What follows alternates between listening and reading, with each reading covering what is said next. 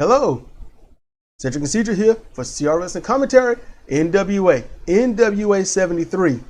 And the opening of this show, just the opening. It was Fast and Furious. No, I'm not talking about that. I'm talking about the opening. Oh, the opening package. Okay. That choked me up. That got me. I was in tears over that. I'm a crier, everybody. I don't hide it, man. I love triumph. I love passion. I love victory. I love the hard fight. I like seeing that it pays off at the end. I'm happy to see stuff like that. You know, it's beautiful to me. I don't have enough words, and I don't even have the proper words if I had enough words. So we get into the first match, and as CJ said, yeah, Fast and Furious, and there were no cars involved. Brawl in the loo. Okay, Tim Storm versus Tom Latimer, and versus Crimson, and this. You know, I'm gonna be honest with you. I would like to write it off as a garbage match, but it wasn't. No, it won't. It was done well. This is how you do. Honestly, I'm gonna tell y'all straight up. This is kind of what ECW was.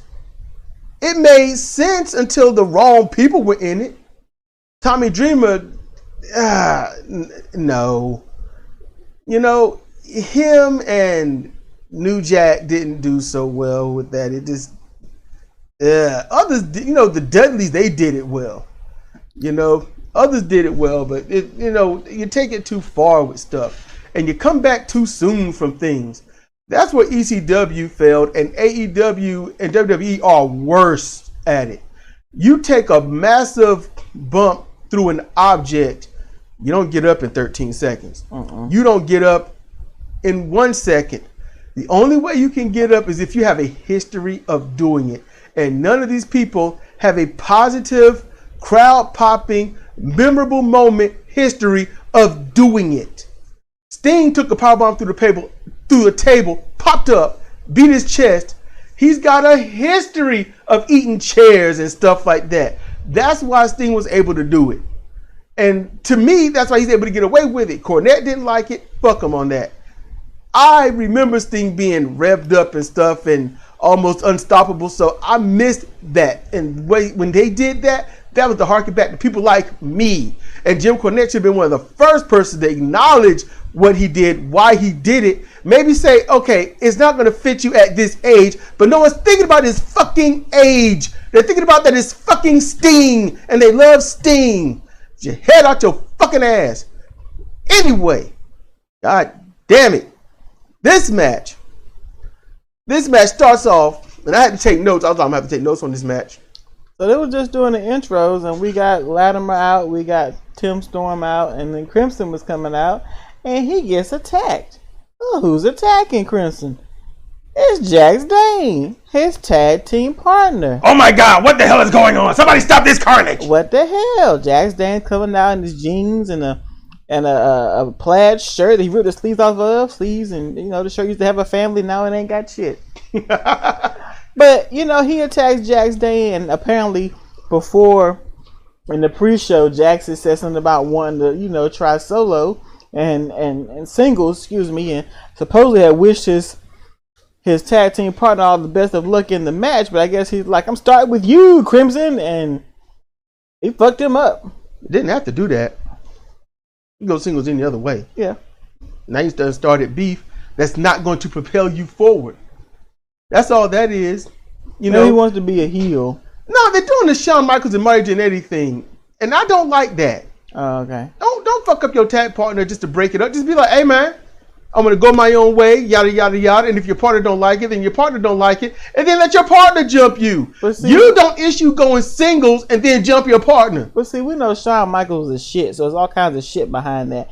It could be that Crimson and Jax Dane want to do a program against each other. Might. I mean, if they can show how great they are against each other, and then they can put that over and make others say, hey, look, when you go against another person, we know what you can do.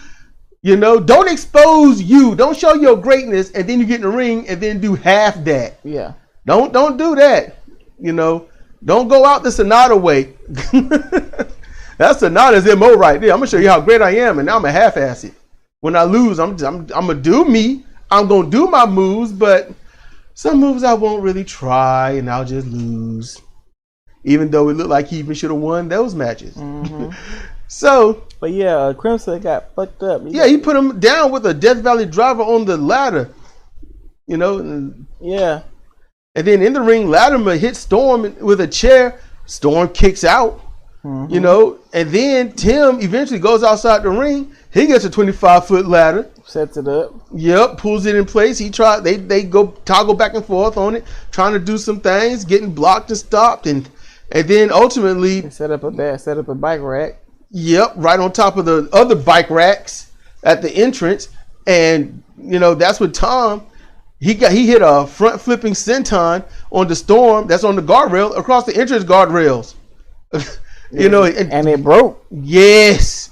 I don't know if it was gimmicked or not, but it broke. And then a little bit later, now Storm was done. See, this is how you do it. Storm was done. He would have been pinned if he could have gotten the ring. Would have been pinned about 3 times over. Yep. And then stand there. Just give him a pillow and a blanket. He'd have been all right. And then Crimson comes back. He's holding his ribs. And then him and Latimer go in the ring for a little bit. Yep, and then Latimer catches a Death Valley driver on the chairs. On the chairs, and then and Storm pulls the ref out the ring as Crimson's trying to pin him. Yep, 1, 2, yank 'ems, and then there's a spot where Crimson's like he pulls off his belt like man, and Storm's at him like you done lost your damn mind. He's like you ain't gonna whoop me, boy. That's how he looked. And then he's like he don't have anything, so he grabbed the ref and debelted him. Took his belt off. And everyone popped for that. It was a good pop it up. And he folded it up like woodshed, son. And they started. Yep. And they was he hit Storm looked like you motherfucker. Because he hit him almost across the head. And they went back and forth a little bit, and then Latimer got in the ring. I'm like, dude, you are the third man out at this moment. And then he got whipped. And then one of the commentators was like, now go to your room. I was like, now that was perfectly timed. And then they threw him out the ring. I was like, oh, that's awesome. It all worked together. That's cool. And then after, a little more, battling, then Storm hit, the perfect Storm on Crimson and got the 1, 2, 3. And he was hurt. And Crimson was hurt. Crimson had to get helped out. And when the match was over, you ain't necessarily know who won immediately. They had to recover. So it's an opening match, and it was a good match. It was a good match. It wasn't a garbage match. It was just, basically your street fight. The only rules is... But it didn't get excessive and bloody. There was no blood. Yeah, it was just enough. Exactly. And that's where they go too far. They're trying to cheese great foreheads and axe people. And that's deathmatch, not hardcore. That's deathmatch level stuff. And here's the thing. The stuff that they got hit with, they didn't get up for a while. So that means, it's not like, oh, I just got Death Valley driven through, a table that was on a stack of chairs and I kick out. That means no regular move should hurt you ever. See? But this... undefeatable. Yep. But see, this is like that. No, they didn't get up. And that's how you get that match over. When it comes to these matches, you want to get the match over, not your moves, not your gimmick. You want to get the match itself over. So when you get hit by something, you stay your ass down. That's how you do it. If you don't do it that way, you are a failed wrestler. Whether you are a wrestler or not, whether you agree with me or not, if you can take a big blow from an object and get up immediately, you are failed. Go do something else. You're going to be a stunt person. Yes. They always need those. Yes. Keeping it real. I'm keeping it real. Do something else. This match was good. Tim Storm still got it. He's awesome. The perfect storm was just the black hole slam, just not as many rotations. Yeah. But it was still good, and it looked like it should be a finisher, so that's great. So, hey, kudos to Tim. It's a great opening match. I'm hoping that they can do as well as the women. And then with that, we got a women's match coming up. So let's roll. All right, so we're going to get down here with Kylie Rae and Mickie James. I think I spelled Mickie right. M-I-C-K-Y or I-E. Oh, it's like that? It's like that. It's like that. All right, y'all. So y'all look at the screen. I'm finna change it right now. M-I-C-K-I-E, right? Yeah. We ain't seen Mickie James wrestle in a long time. She look good. Chan lost a step. Not one step. I know what I've been saying, but there's a thing that I enjoy, and I like seeing a thick, healthy woman. Now they healthy, but I remember Mickie being when she was younger, she had thicker quads, she had thicker hamstrings.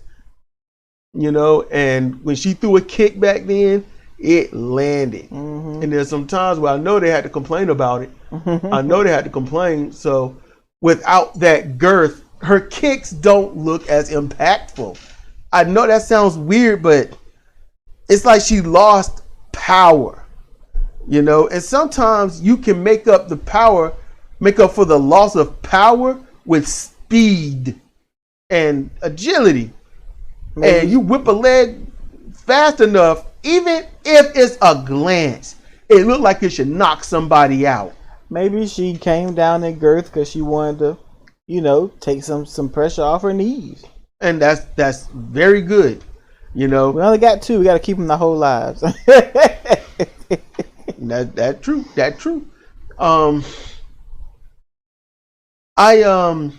This match, this was not their best match. This was not really a good match. I'm gonna tell you this, Mickie was thrown off because the crowd hit the feels. Mm-hmm. They got the F-E-E-L-S. They hit her in the feels, and she got in the ring, and they all they start chanting, Thank you, Mickie. And she just looked and she starts listening, and she's like, "Oh God, don't!" You can see it, and she waved her hand like, "No." She's like, "Oh!" I was like, "They got her." And then Kylie started, and she was chanting it too, and being all humble and shaking her hand and stuff. So. Yeah, thank you, Mickie. Right? Thank you, Mickie. Yep. She was like, "Thank you," and Kylie Rae, good grief, she a little evil something. Mm-hmm. Don't get it twisted. No, all right, she vicious. Don't let the smiling face fool you. All right. But Kylie Rae, as a face, she is so joyful. She is so happy. I was like, she puts you in a good mood. You can't resist it. I was not in the best moods going into this match because trying to put a grill together while Cedra was talking to a friend on the phone. And I got pissed off because the screw wouldn't go in right. So I was big mad. I got hot. I don't handle heat well. Heat irritates the hell out of me. I get mad quick. My fuse is gone. It's just boom. So, I'm watching. She come to the ring and I'm all like, at first I'm like, yeah, this bitch coming to the ring. And she smiled. I was like, oh, I just want to put her in my lap and feed her popcorn and watch a movie. What the hell? I'm like, oh, just look at her. She should be somebody's cute little sister. She's just so happy. I'm broke. I'm there. I'm like, oh, now I'm all happy. Like the motherfucker made me happy. What in the world? I was in the mood. I was. So, the match, they was flubbing left and right, but it got to the point. They didn't even try to cover it up. They just fucking had fun with it. Let's move on. And as crazy as this sounds, this is strange. But maybe you'll understand. The fact that they had this high degree level of fun fucking up made the match not look fake. It's so strange because I'm like, they had a great match. I would honestly give it 2 stars. That's what I would give it. If you really want to be super critical, it'd be 1 star. Because it was just flub after flub, miss after miss, bullshit after bullshit, and then at the late stage, they pulled it together and started getting shit done. But before that, it's like, what are you two doing? And they just had fun.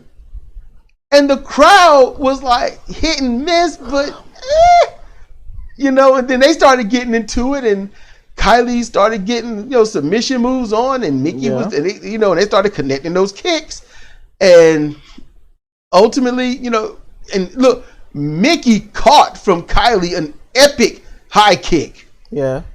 I was like, whoa, she caught that thrust kick. And then Mickey, I think she got hers at some point. No, she missed. But then she ultimately got that, you know, her McDDT on. Mm-hmm. You know, 1, 2, 3. Yep. And then someone comes to the ring attacking, and I am looking at movement. It's something I've done as a 10-year-old and up. When I'm like, who's this person, this masked person? So I'm like, the movement, the style of moves, the way. And then I realized something. I don't know any of these females here. So you're going to be able to predict who it is. And they're able to do that. Mm-hmm. And it's the TNA Impact champion, Deonna Purrazzo. And she fucked Mickey up. Yes. She fucked her up. Mickey looked like she might make a comeback. And she said, no, I'm put you on your ass. Put that power driver on her. She snapped that shit off. Man. And she put her down. Kylie got in the ring and, you know, hey, champion. She put her down. She boasted. Yep. She wiped her feet. Industry terms, she took a powder. She left. Mm-hmm. You know, but she got out the ring, still boasting, flaunting, taunting. And I'm like, she should have whooped Kylie's ass because Kylie wasn't ready to fight. She was fucked up. And Mickey looked like she didn't know where she was. Kylie stood up for the crowd. Mickey looked at her, touched her face like, who is this? And then pat her on the head. You know what that is, y'all? That's called selling the move. She sold it all the way to the back. Mm-hmm. She ain't get up and start parading around and holding up hands and shit. No, I just got dropped on my dome. I'm going to sell this. And they did a good job. So thank y'all, man. You know? But I ain't gonna lie, I think these two were like too overexcited. I think they were overexcited and just started playing and went with it and then said, okay, y'all, let's put it together and put on a good match. Yeah. So the last, third of their match, that's when they started doing good. But other than that, they were just having fun. And for some reason, that made it just right for me. You know, normally I want to be mad at something like that, but they did it in such a real fucked up, fun way. It was just good. If y'all, you know, I know you've seen it, Zimmo. What'd you think about that? You know, because nothing's got to be perfect. In a place like the NWA, you're allowed some fuck ups here and there. That's how I see it. It happens.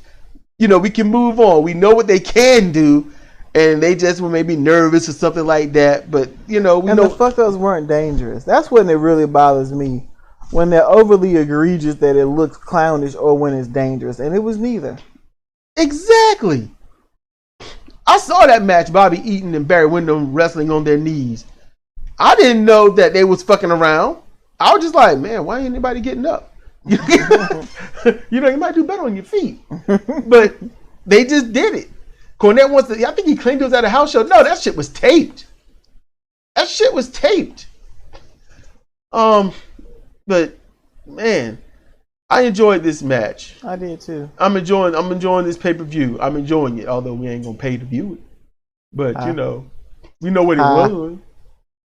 So, you know, good job. You know, Mickey won and then she lost. Yep. You know, Crimson early, he lost and then he lost. It's a crazy show. And they're advertising Bush, the sound of refreshment. North Carolina, the home of Bush beer. It is not. You might say it's not, but here in North Carolina, we accept everybody's love and interest because we respect you and respect everything about everyone. Bush beer. In North Carolina, we love you. The hell? How you cutting a Bush beer commercial in the middle of this commentary? Y'all see what I got to work with? We gonna get on to the next match. Oh shit! Let's roll. All right, so next match is Tyrus, Jordan Clearwater, and the masked man that they call Scion but never saw a spelling, so he'll just be the masked man up here against the Pope and the end. And that's pretty much where I wanted to go with this match. The end. It went too long. I just could not get into this match. I just couldn't. I just didn't. I know that there's some beef involved. I know Pope and the Masked Man. Pope and Tyrus. Jordan Clearwater. I don't know what his problem is. The end. I mean, I don't know what his problem is. The Pope was like, "I need help." Yeah. All right. And the Masked Man, he seems to have beef with anybody who's got a title, I'm guessing. Yeah, and that's kind of a smart way to go. Keep yourself in there. I mean, they wrestled, and it was a really good. It was a solid match. Pope did well. The Masked Man did well. They did some good, tag team moves from the end. It just went too long. Yeah, and nothing got solved. Nothing necessarily got started except Jesus or whatever the hell his name is. Oh, that little dude running out. I don't even know. Yeah, he interjected himself in the match and allowed what's his name, Idol's team to get the upper hand. So the problem with the match is this: like, it's a 3-man match, a 3-on-3 match, and it's not like they're actual 3-man teams. So the speeds of these wrestlers are different. So Jordan Clearwater comes out going fast. Pope is going fast. The end's got a fair amount of speed to him, even being big guys. And then you got Tyrus getting to the ring, and it's like watching sludge. It's not even pacing. He's just fucking slow. But here's the thing. Tyrus ain't a boring wrestler. He's not a boring wrestler. But it's like... he needs to be one-on-one. Yes, because he can start it at the pace he wants to be at, and it goes that pace the whole time. And when you got 3-on-3, you got to keep moving and tagging, or else people are going to be standing there. Which is what was happening. The Masked Man, he did well for the short time he was allowed to be in the ring. He was comical when he fell out the ring after getting beer canned. That's what I call it. You pick him up in the power bomb position and slam two people back against each other. In my head, I just call it beer canned. And if somebody else knows a better move, better name for that, let me know. But I just call it being beer canned because you crush beer cans together, and all that. He fell off the apron and just like he could have just kept falling. He could still be falling right now. That's the way it looked. It was funny. Cedra and I, when they fall off the apron in certain ways, we call it dying off the apron. They died off. It's just comical. So Tyrus, he hit Odinson with the heart punch, and didn't immediately go for the win, for the pin, because that's just Tyrus, and because he's standing there being large, the Masked Man, his partner, tags, gets in the ring, eyeballs the fuck out of him, lays down, gets the pin, stand back up, keeps eyeballing him, and then when the other opponents hit the ring, he gets out the ring and keeps eyeballing them. So yeah, that was about the most eventful thing in the whole match. So as he just said, it seems like Sion has an issue with anyone that has a title, and that's good. That's good. Keeps you in the mix. But yeah, that was a short and long of that, to be honest. The thing about the Masked Man is he dressed NWA old school. Yes, I like that. My chair squeaks so much I can't stand it. Get some WD-40 for this damn thing. I ain't buying last. I'll do the cheap instead of buying the expensive thing. It's floating around here somewhere. No, that can empty. Oh, it is? Yeah, it's been empty for months. I didn't know that. I told you when it was. We had to mop off the floor. I don't remember, baby. Okay, we need a new can. Okay. There you go. So, I mean, Tyrus and them won. Yeah. I mean, but that's about it. So, all right. Let's move on. Yep, let's roll. All right, so we got the NWA National Championship. James Storm going against the champion, Chris Adonis. And, it's a long match, but it was worth it. It was well paced. They both showed their talent, their skill, their heart. Both of them.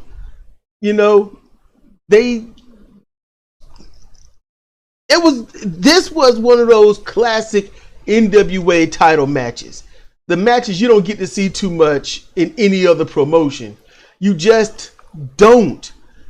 And I'm tired. I'm sleepy. My eyes are burning. It's hard to keep them open, but I'm trying to power through this. You know, and Cedric got work in what, 7 hours? Yeah, 6 or 7 to 8 hours. So she's got to get some sleep. But you know, we're at this stage of it, and you know they got their moves in. Storm hit the avalanche. You know, Frankensteiner. He got the Eye of the Storm. He got the Last Call. Chris Adonis. He got his slams, backbreakers, and full Nelsons in. You know. He did all that. They did everything. And then, you know, Storm gets the 1-2 and a foot on the rope at that last absolute millisecond. And you know, Storm looked like he won. I believe he believed he won. But the bell didn't ring. Yep. I ain't hear no bell. I ain't hear no bell. I ain't hear no bell rock. So, oh man, you know, and then and Velvet Sky took the words right out of my mouth. I feel so bad for James Storm right now. I'm like, oh man, and the crowd was like, you know, what do you say, fuck you, ref, or something like that. Yeah, fuck you, ref. And I'm sitting here like, oh, this is bad, you know. But the ref made a good call because he saw his foot on the rope. Exactly. All of this played out perfectly. So if you just wrapped up in a match like I was, you're like, what the hell? You know, you got that going on in your mind. So that's why this is great. But then, what happened when James like, okay, then let's get him, and then put him down, roll him up, feet on the rope. The ref don't see it this time. Ref better not, but the ref better watch his back. Don't need to get an escort to his car, man. You saw the foot on the rope when you wanted to break up the count, but you couldn't see both feet on the rope when you count. Oh, okay, all right, buddy. You know that. Oh, you know, just. It was a good match, but I've been doing something that I shouldn't be doing. What? I haven't seen a match yet that was better than the women's matches. I'm trying not to do that, but no, I've been doing it. I've been doing it. I've been doing that. The women went in and they worked fast. They worked hard. The matches weren't long, but they were epic. And this, I get it. But you know what the problem is? What? Men matches are common. You see them all the time, and you know there's a stigma against women in wrestling. So, yeah, you're not as excited to see it. Plus, you know, the NWA is still building up to make these guys more recognizable. You know, because they're recognizable from promotions they've been in before in a style that they had, but NWA is a vastly different style, you know, and far more prestige, you know. So the audience, these people that come here, they know these people. They follow them through the NWA and other promotions.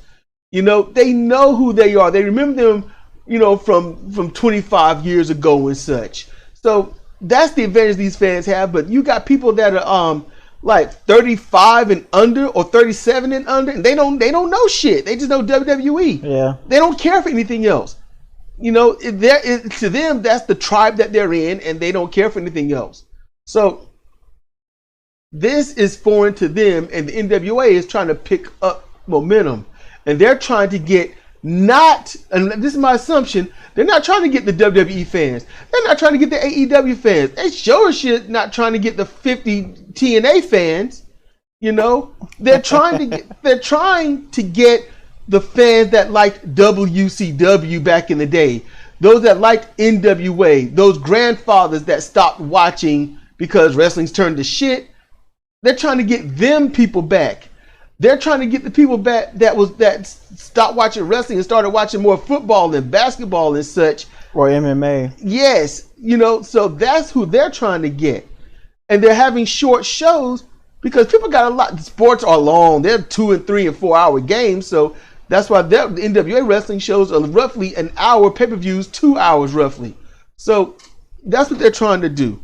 You know, so I commend this match, and it was a perfect heel match. It was great. You know, Adonis didn't cheat much, and then at the end he started bullshitting, and that was cool. Yeah, and he stole it, ran out, got the belt, ran away like a thief. Yes, They did great. That ref better watch his ass though. You better watch it. You know, fans today they ain't gonna try to get the heel.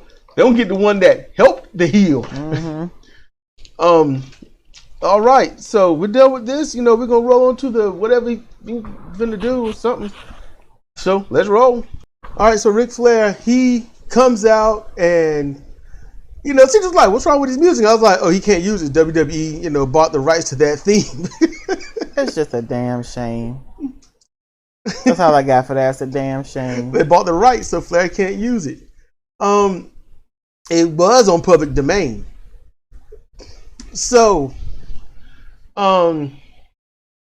so he came out, he gave a lot of thanks. He explained what, in his Ric Flair version of what the NWA is. And I've done that in the last show, and I've done that in part of this show. And yeah, it's just, you know, yeah, as Tim Storm was saying, Ric Flair's history and stuff, you know. And yeah, it's just, I didn't get a chance to see all of those other matches that Flair had prior to late 1988. You know, roughly summer of 1988, when I first started seeing somewhat of wrestling. But it was 89 when I really started getting into it. That's when I saw Sting and Flair, Channel 12, midnight. And then Capital Combat 90 the next year.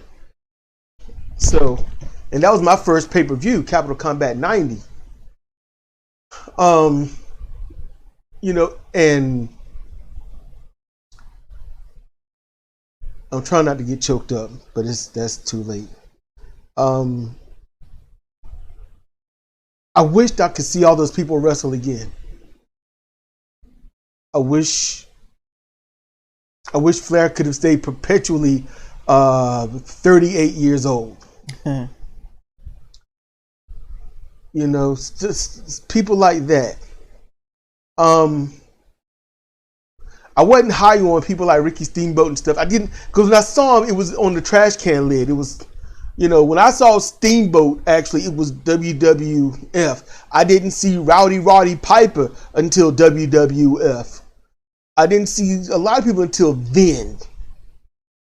So WCW, NWA, WCW, which was like one and the same because there was like changing modes for that company. That's the people I saw that I grew up with. And it was in there, they were in a tailspin going down the drain. I could see it then because nothing was really making sense, but at the same time, it was wrestling. And certain people I knew I could trust when I saw them in the ring, like Ricky Morton, Robert Gibson. I could trust seeing Ric Flair, the Steiners, Doom. You know, the list goes on with quite a few people. Sting, Lex Luger, at points, Lex Luger. Flying Brian Pillman. The stars from Japan, you know, Jushin Liger, Chono, Muta, not Muto, but Muta, you know, Hokuto, and stuff like that. You know, it was, I could trust a lot of stuff. And then there are gimmick people that come in and go and stuff. So yeah, and Flair gave so much thanks to Triple H and Shawn Michaels, and I'm like, you know what? Fuck those guys. But at the same time, on the personal scale, that's what Ric Flair is talking about. Ric Flair made sure to keep it only to how they treated him, not the business, not other people, not how they have done things underhanded, just how they treated him. So that was smart in this. I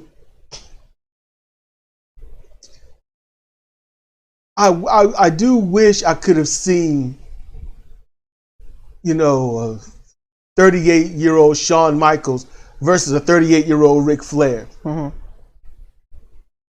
You know, when Ric Flair hit about 35 to 38, that's when he had found his absolute perfect stride. Calm the fuck down and chill and do what he has to do and no more. Knew when to respond to the crowd and when not. You know, before that, Flair was gasoline driven, doing all kinds of wacky shit. You know, I had no idea that Roddy Piper was in any other organization. And Piper, you talk about, not Rick, but Jim Cornette talking about women wrestlers being, you know, just that thing, you know. No, that was Piper. I rarely saw him.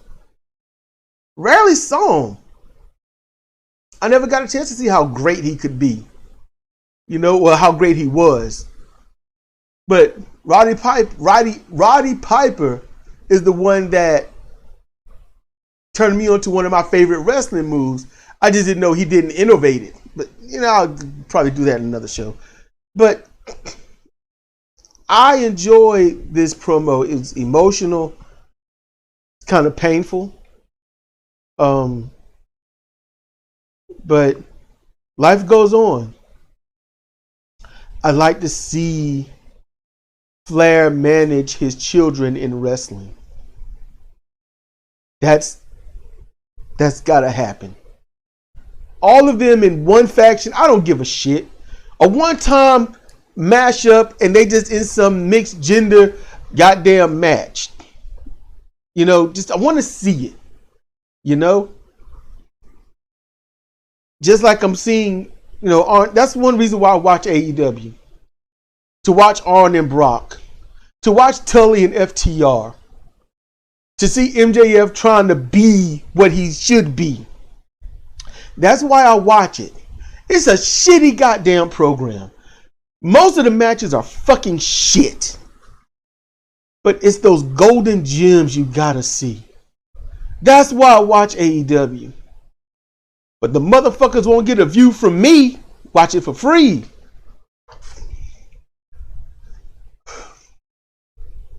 Oh, man. You got anything to say? All right, let's get to this next match because I'm tired of balling. It's getting harder and harder. Let's roll. Oh, that's right. He'll be letting it play. Yep. Up next, we got the 12-man Battle Royal. Yeah, we letting it play while we do this. You know, let it get to the next thing. So, look, I didn't put anything on the screen for, you know, names and stuff, but I did write the names down as they were eliminated, and I might not pronounce some of these right. And most of these dudes we ain't never seen in NWA before. My picks to win were let's see. Yeah, just JTG. That was it. That was mine. That's all I had. We watched it come out and they said JTG. I said, yeah, that's it. Because and here's the process of elimination for us. Who's well known, who is signed to the NWA, who has had the most wins on the NWA. You know, so that's it. You know, JTG is that person. All right. Should not take rocket science to figure that out. So, in order, Russ Freeman goes away, then the Heartthrob Jaden, Captain Yuma, Jeremiah Plunkett, Marshe Rocket, Sal Manaro, Luke, I guess that was his name, Stanley, Slice Boogie, Mims, Luke Hawks, and then it came down to the other entrant that came in, and that came in, last. Yeah, it came in last, and Judeus, he came in, you know, with James Mitchell. Yeah. And I was like, God damn it. You know, and Cedric could hear me in the beginning, right when he came out. And so I think and this match went long. It didn't have to be this longer than it should have been. It didn't have to be this long. You know, and I think after the third elimination, I was like, because I was a little excited. I was okay, because the rules are no pins, no submissions, no countouts, none of that. You get thrown through the ropes, over the ropes, under the ropes, the slow, no matter what, you go out the ring with one foot touching the floor, you know, you lose, you're out. I'm like, wow, you know, so we agreed that it's going to be a fast match. Nope. They made it slow. And in about the third elimination, I said this. Why don't everyone just jump out the ring and give this shit, you know, to Judas? Yeah. The third elimination, that would have been, yeah, that's Captain Yuma. I was like, just jump out the ring, give it to Judas, because it's too obvious. Yeah. It's too obvious. You know, just way to fuck all the other talent over. This dude, from my understanding, this is me coming from, you know, I'm watching this. You know, I don't know this guy. I've never seen this guy. Nope. Who the fuck is this guy? What has he done in the NWA? Who has he beaten? What rivals has he had? So, you know, he just come in and just take this shit from everybody. And he didn't do anything the whole match. The whole match, all he just stomping on people. That's all he did. Step on the ropes and stand on people. That's all he did. Fuck, I wasn't even sweating. Then he started slightly, somewhat wrestling near the end. So, you know. So what has happened is they bring this dude in the 11th hour to win this battle royal of sorts, to go up against Nick Aldis to lose. That's it. That's the point. He can't lose to this fool. He is not losing to this dude. He best not. You know, NWA might lose a viewer over some shit like this. So, yeah. And if this is a way of bringing this dude in with Mitchell and then turn Nick Aldis into a babyface, okay, I get it. I see it. Then JTG would have not been needed. If they turn Nick Aldis to babyface, okay, because his heel work needs work. Yeah, he's a psychological heel, but he doesn't do it well. He's smarmy and sniveling and annoying. So, you know, he blow up at little people. So I ain't got anything else to say. Yeah, see, I'm done. All right, we got the women's title match, so let's get to that. All right, so here we are, NWA World Women's Championship Invitational Cup winner Chelsea Green versus the champion Camille. And while I talk, I am definitely going to put a C beside Camille's name because, you know, that's just what I need to do. So, okay, straight up, highly competitive. Very good match. Good mat wrestling. Mm-hmm. Suplexes. They was throwing each other. Torture. Yeah, plenty of torture. Camille likes to club people in the face. Or across the chest. Oh, shit. Camille flicked whatever it was out of his hand like, fuck you, dude.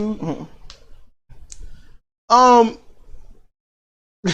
Cedra had me laughing at one point because I'm going to let her explain. Okay. Chelsea was coming like a salmon. She's got a cast on her arm, so Camille was making her pay for it, and she had her in the ropes, and her arm was laced around the bottom rope, and she was pulling on it, and Chelsea Green was in a whole lot of pain, and the expression on her face was akin to salmon who have swam upstream, and when they get there, the whole point is to spawn.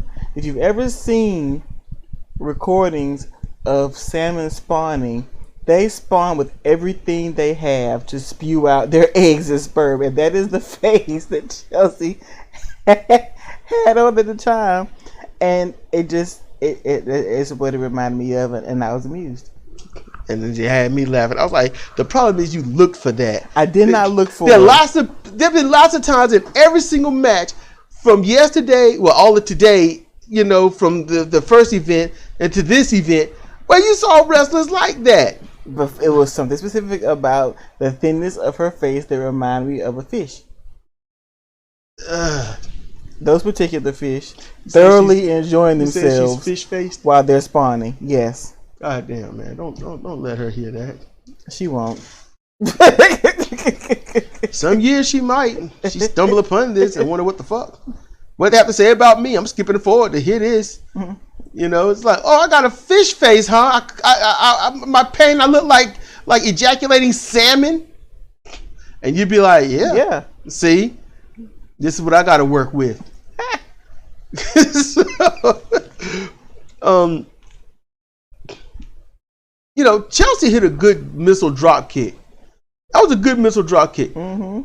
And at one point, you know, Camille had her up there for that cutthroat Argentine backbreaker, and you know, it was nice. I like that she worked the arm, and then she got the spear, but it was a weak one, so she, you know, foot on the ropes. All right, cool. Then she was gonna set her up for another spear. After a little bit, set her up for another spear, and then she just like, fuck that. She went over there and stomped her out, and I was like, this is different. And she put her in that standing top wrist lock, and she had it applied. And after that, she started yanking up, and yanking her off the mat. And then she fell back and was just pulling and scored the submission victory for a successful title defense. I'm like, that impressed me. She adding repertoire, or like a champion, you know how to wrestle, exploit the opponent's weakness, use it against the opponent, capitalize, get the win. But Camille is growing by leaps and bounds. The only downside of the match, because it was a great match, but there were a couple of times you could see him talking. But other than that, I'm not going to tell you when, but other than that, you know, I enjoyed it. I was pulled into it, and I was just watching it and forgot that I was even going to, you know, converse about it.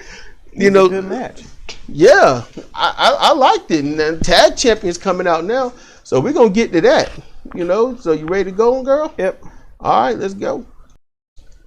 All righty. So, National Wrestling Alliance World Tag Team Championship. La Rebellion, which comprises of Bestia 666 and Mecha Wolf versus Aaron Stevens and Kratos. And I called it. She called it. You know, it was a good match. It was competitive. It was very competitive. Lots of spots, and I mean, they did good. Look, lots of phenomenal tag team work. Go ahead. Aaron took a beating. Yes, he was a support wrestler. He did a world of good job. Conan's cutting a promo right now. I don't know what he's saying, but it was great. You know, and you know, Aaron sold beautifully. Aaron Stevens, kill the mid-card comedy act. Get serious because you're worth it. You are worth it. You know, Aaron could be a world champion. Yeah, he could. He showed that. So, yeah, there was cheating. La Rebellion, they did their thing. They're baddies. Conan did the distraction. You know, Mecha Wolf got the low blow. And it was an epic one too. And they eventually turned the tables. But when Aaron got that tag, man, the hot tag, Kratos worked well. He did. He was all over the place. He did. Cleaning house. Yeah. I was impressed. I was like, that's the dude I was seeing at, you know, in New Japan. That's the Kratos I was seeing. So I was happy to see that. But ultimately, you know, hey, the tables turned, and La Rebellion got Mark of the Beast, which is in a reverse electric chair with Bestia 666 diving off the top rope with a reverse lung blower. Yeah, it was vicious looking. You know, powerbomb combination. That's called Mark of the Beast. Aaron Stevens got pinned. New tag team champions. And see, the reason why I called that the Rebellion was going to win. I had a feeling it was going to win too, but go ahead. I'll tell you mine after you go through yours. Maybe not, I'm not going to say weeks, a couple of months back, they had some sort of tag team thing where it was like these 4 tag teams wrestling each other. And there are some tag teams that are obviously tag teams. You know, they work together all the time, like The End. But then you got some that seem to be thrown together like by circumstance, like Kratos and Aaron Stevens.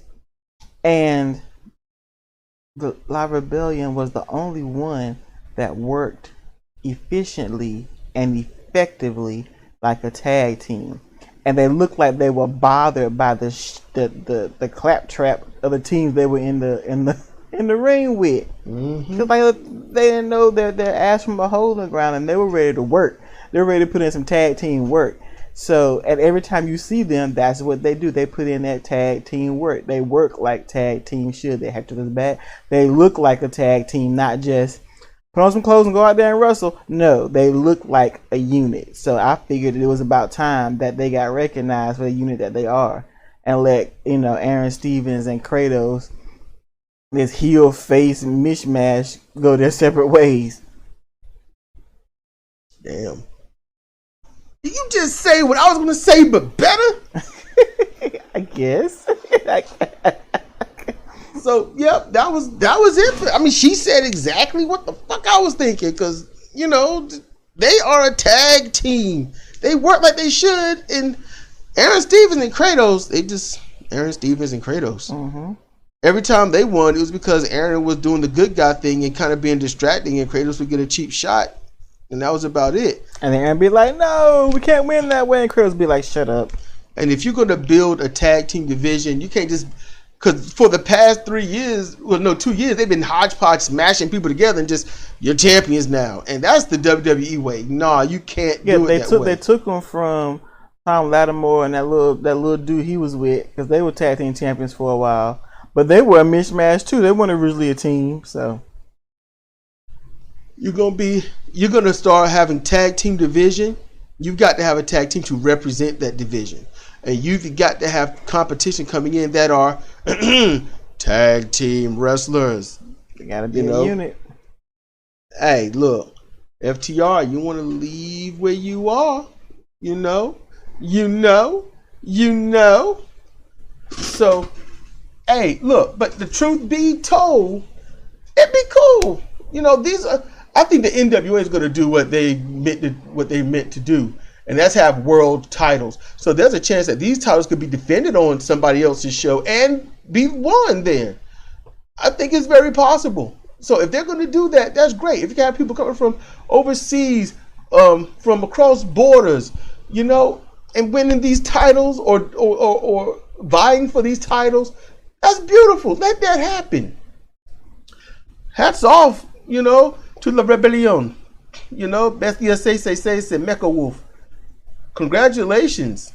Y'all did right. That said, let's roll.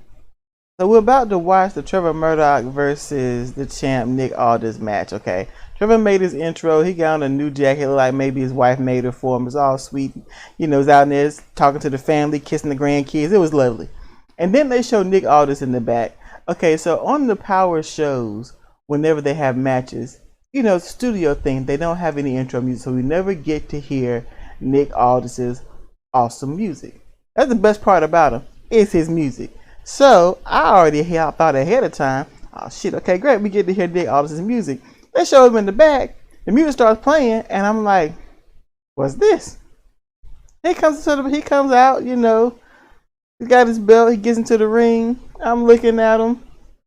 I'm like, what's this? First of all, don't have his cool electronic version of the Last of the Mohican score playing. No.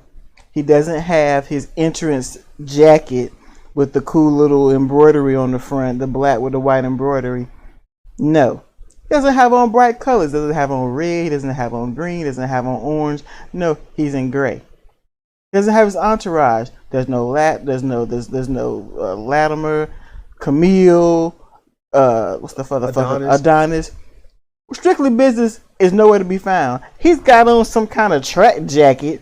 He done got in the arena some rap music. I'm like, this motherfucker is gonna lose. He is pulling the goddamn Triple H. Exactly. I'm gonna lose. So I'm just gonna do a little piece of what I would normally do, because I ain't gonna be a champion no more. So fuck all this shit. He gonna lose like a little bitch. That's how he's acting, like a little bitch. That's the prediction we got. All right, we know y'all done seen it. We get it, but this is us. We done seen too many of these motherfuckers matches. Yep. He gonna lose. He gonna lose. So we gonna stop it and then watch it and then commentate, and most likely we're right. If we're wrong, Yay. But if we're right, that's how I see it. Motherfuckers. For real. All right, let's roll. The match begins. And I took notes that went through the whole thing. I was typing and just watching. And the thing we forgot to add, because we stopped and then we got the rest. Hometown boy. Hometown boy. Good grief. And his family's there. Mm-hmm. You know. And also, just like NWA fashion, when you have a heated rivalry and you just can't goddamn win, and then you just put it literally all on the line, that's when you're gonna get it. You know it's gonna happen. Everything falls into place. Everything is needed. The match is made. The rivalry has been had. The heat is maximized. You know, your adrenaline is pumping. You've done everything. There's nothing left but victory. That is the NWA. And just like any other wrestling promotion, yes, you will have those, well, you know, you get little cheap matches and yada, yada, yada, and these are little short. Yeah, you'll get those. You will get those. But when it's time to go legendary, no one has ever done it like the NWA. It just can't be done. I've seen so many wrestling matches in the past 3 years, but I'm going to remember these past 2 days. You know, I'll know I was there. I'll know who I saw. You know, I'll know that I enjoyed it. I'll know that I saw some great champions made, great champions in the making, and great champions finally achieving the goal that they were meant to achieve. I won't know that with anything else, no matter how many times I watch it. I will watch CM Punk win a title, and it won't mean anything. Who did he beat? What did he beat? You know, all companies ever have done is shortchange their titles, which shortchanges their wrestlers, which insults the fans, which makes giving them money stupid. And what happens? No one gives a shit. Everyone will remember CM Punk won a title. Who did he beat? What title was it?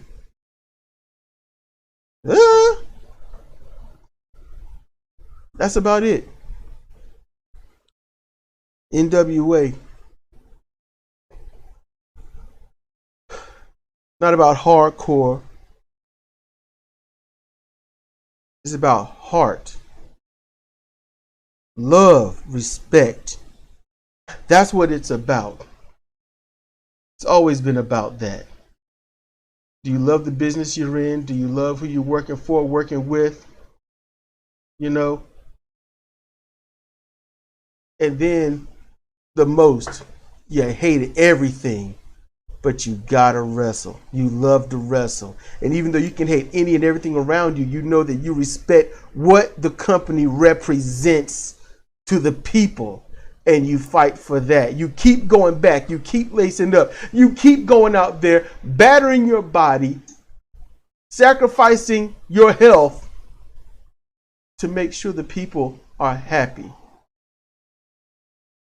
You're not trying to get a laugh out of anybody. You're not trying to give a wink and a nod to people. You're not trying to exploit the fake of everything. No. You give the people someone to believe in. That is what we have here. This whole show builds up to this. NWA empowerment. Amazing. Beautiful. All heart. All promise. and all promises kept. And all these matches, they were alright, but they made sure that this main event was it. It was a culmination of everything you waited for. We stayed up because I promised Zemo times 2 we was going to do this. We're going to do this today. It took us basically, we lapsed into Tuesday. I mean, not Tuesday, but Saturday. Cedra's losing sleep over this. She's doing this for me, doing it for you, and doing it for the show. And I appreciate you for this, baby. You're welcome. You know, my eyes are messed up. I'm tired. I'm not going to be able to get to sleep because I'm getting messed up now. And I'll be detained. So, in any case, I'm going to throw these out. Okay? These are the notes I took. And I don't use all the names that they did. So, Aldous jumps Murdoch, who is going to his family. They fight outside and the bell has not rung. Murdoch takes a slam and spine buster on the wooden stage. They get into the ring and the bell rings. Aldous hits the Olympic slam, but they quickly corrected it to angle slam because when Kurt Angle called it the Olympic slam, the Olympic committee and whatnot was trying to sue, which is stupid. So it's called the angle slam. You know, Kurt Angle trying to give you credit. But hey, you know, fuck you, right? No, they literally said, fuck us, give it your name. Any case, after a few horseman spots, figure 4 leg lock, figure 4 reversal, Ric Flair, you know, his style of running to the top rope, what Aldous did, jump off and get, you know, get body slammed off. You know, and a few other things. You know, they did that, and the ref took a clothesline, and he was laid out. He was laid to the bone. He does not know how to work. I wrote that down. He does not know how to work. And then when Trevor tried to wake him up, he just died out the ring. Oh, he did. I didn't see that. I was too busy typing. He does not know how to work. He died out the ring. Murdoch lands a riding bomb, which is basically a pop-up, sit-out power bomb. Y'all want to know what a riding bomb is? Japanese male-made. I know who did it. Aldous lands a low blow because, you know, there's no ref. Aldous attacks Trevor in front of his son and attacks the timekeeper and ring announcer. With Trevor set up on the table on the floor, Aldous lands a diving elbow drop, and Aldous caught all that, y'all. He nailed that elbow perfectly. Now, granted, the way he landed, if you look at it, he almost rolled over his own ankle. That would have been bad, but he saved himself. So, and I wrote, it looks bleak for the challenger, which it does. Second ref comes in. Murdoch kicks out on 2. Murdoch with a Yoshi tonic on Aldous for a near fall. Murdoch up top. Aldous with a counter and tombstone without a cover. And I got to say, it was not a good tombstone because Aldous was protecting Murdoch. Murdoch's head didn't come close to touching the mat. However, you could say the tombstone is not necessarily always for the head, but it's to hurt the ribs. It's a, you know, inverted upside down bear hug that jars the body. So you could say that, you know, save it if you want. Aldous goes up top and lands the elbow. Murdoch kicks out. Murdoch lands a superplex and covers for 2.5. And then he ultimately misses the what I call the RS Bulldog. Rick Steiner was doing that first that I could ever see. The diving bulldog off the top rope. Ultimately, Aldous gets the standing cloverleaf on Murdoch, but not well locked in, and there's a rope break. Murdoch with the power driver. Aldous rolls to the apron. Murdoch up top and lands bulldog for the 3 count. Family and Flair come to the ring. Those are my notes.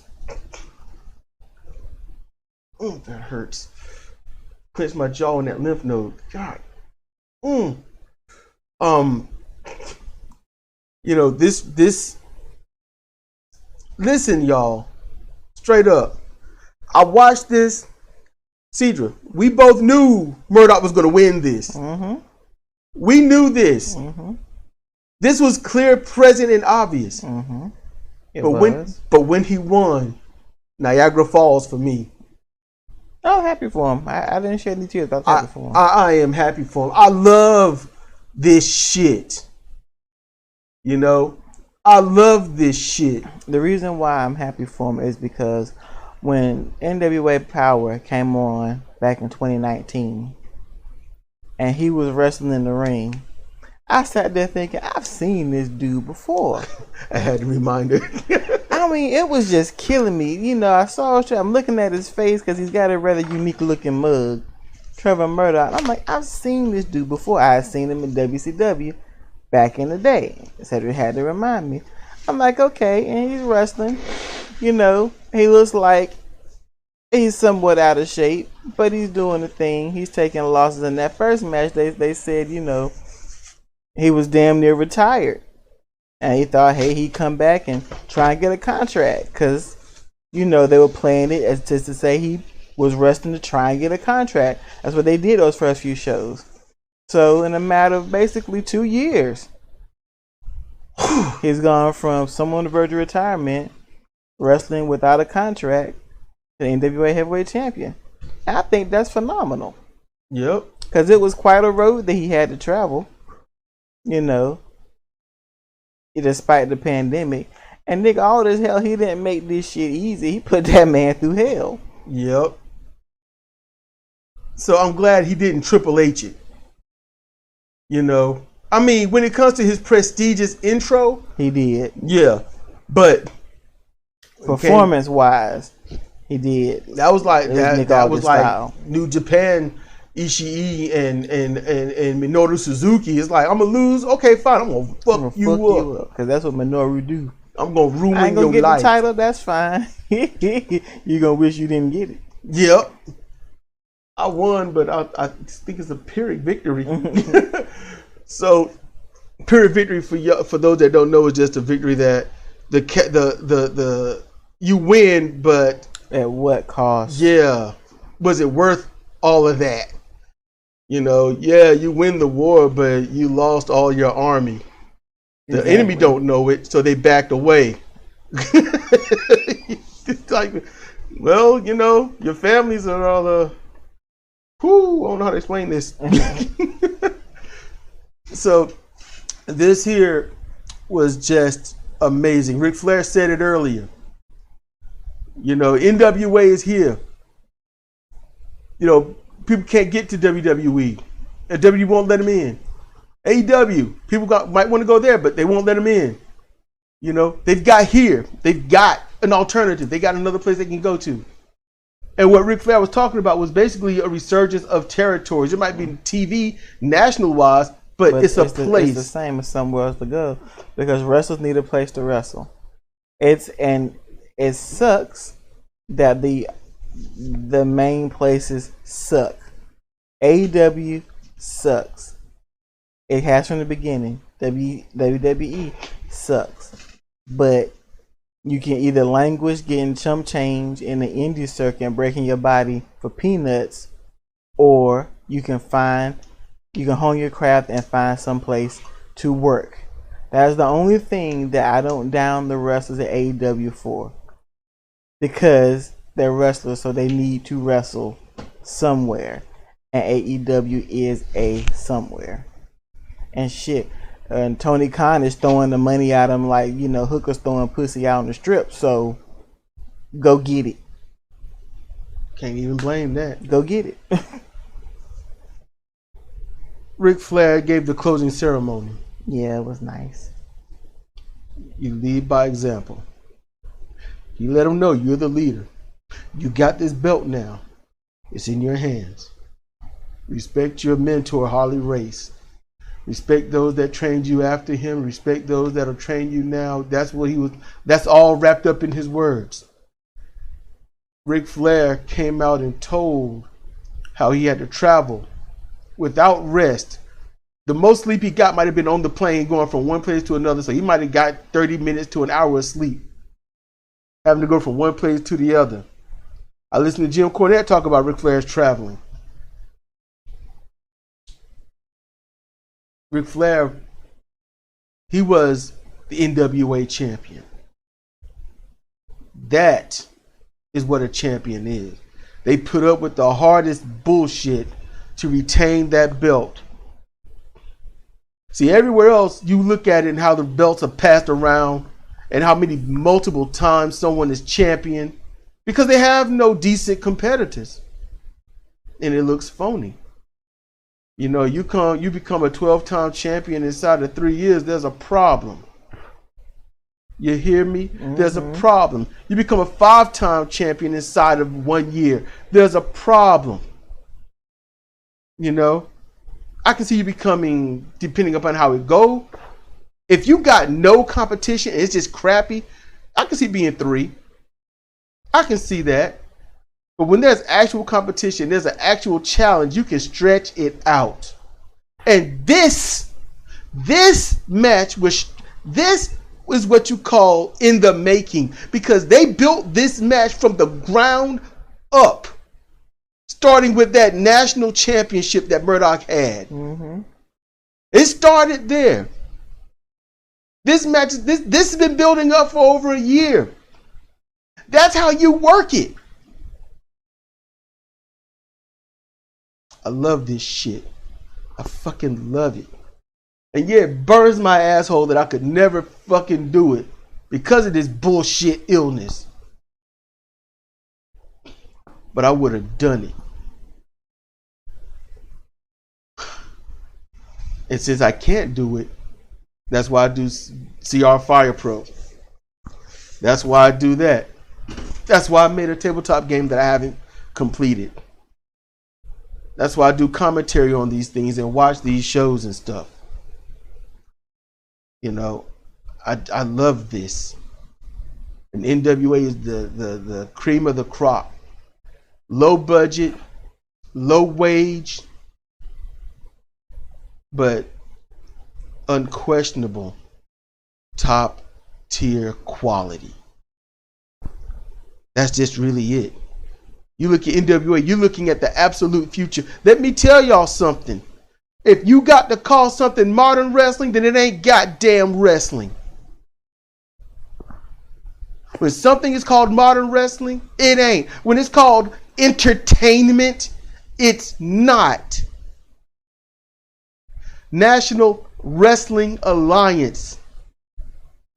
Everyone that watching all these garbage wrestlers, those garbage wrestlers grew up watching the NWA.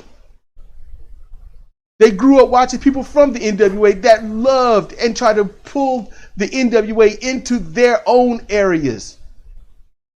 Shawn Michaels, Triple H, Hall, Nash. You know, they tried to pull that style in best that they could, that they were allowed. The key point, allowed. This is professional wrestling. This is my first love. And I'll tell you right now, it's not just CR Fire Pro, but it's the NWA where professional wrestling comes to live. You got anything to add, love? No. This has been Cedric and Cedra, NWA's 73rd anniversary show. Thank you for listening.